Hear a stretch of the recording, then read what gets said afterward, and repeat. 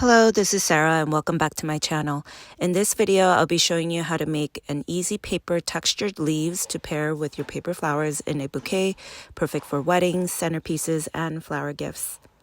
I have all the materials and template linked below the video. First, have it cut through the Cricut, Silhouette, or other cutting machines, and use my suggested sizing reference that comes with the template files, and cut as many as you want. I am using a 12 by 12 cardstock paper I found in the open cardstock section at the craft store, and use the cardstock cut option with extra pressure. Carefully take each one by grabbing the stem area. Then add some shape to each leaf by curling some out and some in randomly. Then floral tape each one, spacing ½ inch to 1 inch in between each one, and filling any gaps in between.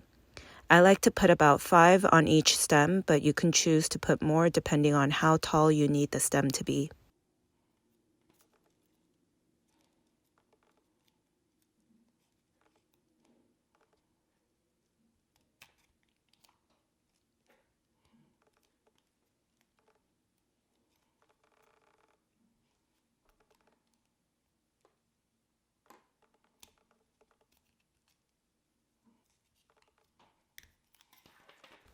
Make a handful of these stems and pair them in your paper flower bouquet.